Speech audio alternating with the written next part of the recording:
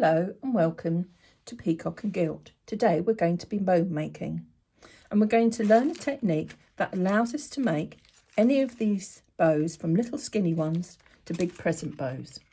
This could also be something that goes on a table or on a chair. So let's have a look at the materials we're going to need. We're going to need a good pair of scissors that cut, so nice and sharp. And then we're going to need the polytear ribbon itself. Polytear ribbon you're going to find lots of places, florists, craft suppliers. It's like a plasticky coated ribbon. It always comes in this width, regardless what make you choose. And there are hundreds and hundreds of colours. So whatever you're going to need, you're going to find colour-wise, not a problem. Now, we're going to need some techniques. So let's have a look at the techniques we're going to use. We're going to need to tear a piece of ribbon that sits across the centre and that we curl. So let's have a look at how we achieve that. Cut your length of ribbon how long you'd like your curly bits and get about halfway. The reason we do this is when this ribbon is made, it has almost like a straight of grain, just like fabric. And when you tear it, it should tear straight. However, sometimes the straight of grain is a bit off and you end up with a fat bit up one side and a thin bit down the other side, which is jolly annoying. Way to get around that is half of the ribbon, and that's about where we're going to start to make our tear. That way we know we've got the fattest bit, which will be the centre of our bow, and then the thin bits can happen as they will. One thumb width across, and just push the ribbon and it easily tears. Sometimes you get these little bits, just take those off. This is going to be now the piece that goes over the centre of our bow. Just to show you, and push in, look, nice thin. If you want tiny skinny bow, that's a good way of doing it. So the other techniques we're going to need is to actually make the loops themselves. Now there is a technique here. So let's have a look at that. When we make our bow, we want it puffy and voluptuous in the centre. We do that by crunching up the ribbon. Now we could do that and push it in, but it's time consuming and it tends to get a little bit out of control, especially on a smaller bow. It's quite difficult to crush it up. This is the best way. Make a loop with the flappy bit at the back and make a loop towards the back. Your thumb stays on the front, and look, I've got two fingers either side of the ribbon and they control the ribbon. I've made a number 8, look. I always work towards the back. Don't pile the ribbon on the front, work to the back. So just to recap, flappy bit of ribbon at the back. That's now going to be the width of our bow. So thinking half of the bow, one lug, is going to be half the width of our bow. So you'll need to think how big you want your loops. Now, the secret technique. At the back, I'm holding either side. I'm going to twist with my spare hand and make a tight twist. Let's turn that over so we can have a look. Can you see how tight that is? The tighter you get this, the better your bow is going to be. In effect, what I've done is just turn the ribbon over 180 degrees. Just turned it over. Look, let's undo it and you'll see. Follow the edge round. Okay, I've not done a long turn. Let's do it again. I've done a tight turn. And you can see what happens when I take my hand away from the turn. That finger that was sat at the back there just pushes on. And then as the next loop comes down, we'll be doing the same again with our fingers. Easy peasy. So let's have a go. I'm going to work off the reel of ribbon because I find it easier, but you could cut a predetermined length, especially if you're trying to work out how much ribbon you need for each bow.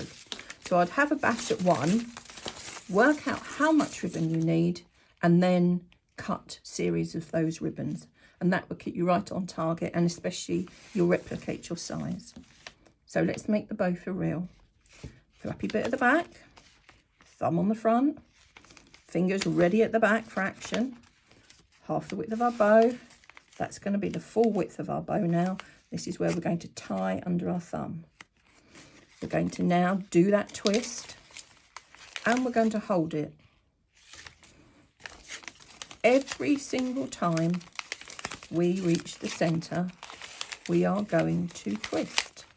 And every time one of those back fingers is going to sit on that pile of twist as it builds up. So I'm going to stop there and let's just have a little look. Now, under my thumb and my finger is all the twists that we have made. Held nice and simple because I've twisted them in exactly the same place. The bow looks a bit uppity downy, everything doesn't look quite level.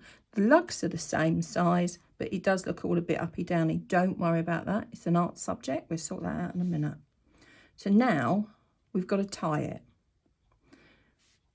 Actually look face on at your hand, and you will see if you raise your two fingers, you can see our bunny rabbit, okay? Straight in the centre of that bunny rabbit. That allows us to pull the ribbon either side, look. Can you see? I can pull it tight. I can actually hold it there, look. Okay. Nice and under control, and at this point you can actually pause, and if your fingers feel a bit tight, you can just let them have a little relax. Now we've got to tie it. You're going to do just the granny bow, okay? Now, if you can't tie it by pushing that along, use teeth to hold one piece of ribbon. I'm going to do a second tie now because I like it secure. Now, we go back to these lugs and we make them look beautiful. Because we've got that ruched in the middle, we can push it the other way, and it's that bit that makes it be voluptuous. Look, push out the other way. And there is our voluptuous bow.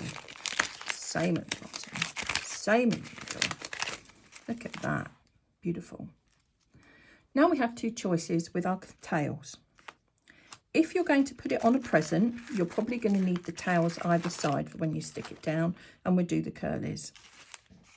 If you're going to put this on a table or on the back of a chair, and your table is going to be a buffet table, so these are going to sit all the way along on the front of the cloth, you can just pin into the cloth at the back. You're going to want these at the front. I'm going to have mine at the front just to show you. Now, I'm sure you've all seen how you take the scissors and you curl it. And you may have thought that it is the sharpness of the blade that does it. Actually, that isn't correct at all. It's friction between your finger and a flat surface. So for the sake of this, I'm going to put my scissors down. And if you're going to do some crafting with children, this is a good way. You just need the flat of the ruler. So let's look how we do that. Nice and up close.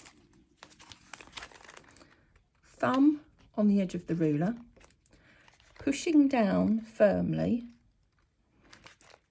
because we're going to create friction as we pull down, keeping this hand exactly where it is. Do not move this hand with the ruler or the scissors. It's the other hand that does the work.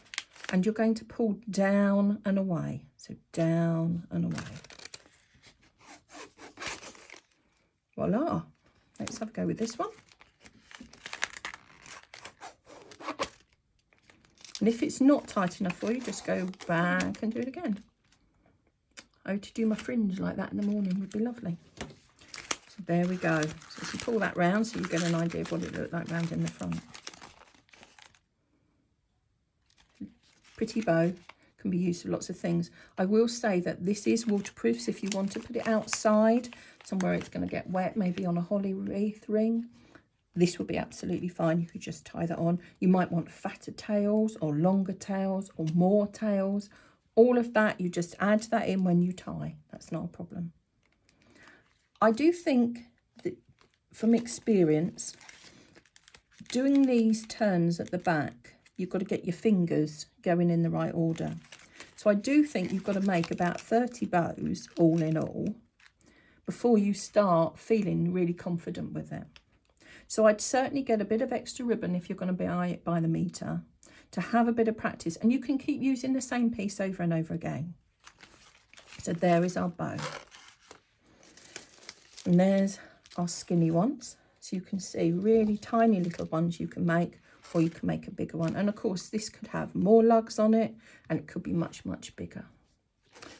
When you're a little bit more confident, have a look at our video on the 30-second bow and see if you can keep up with us. I hope you enjoyed that and you learned something. Please support our channel by subscribing.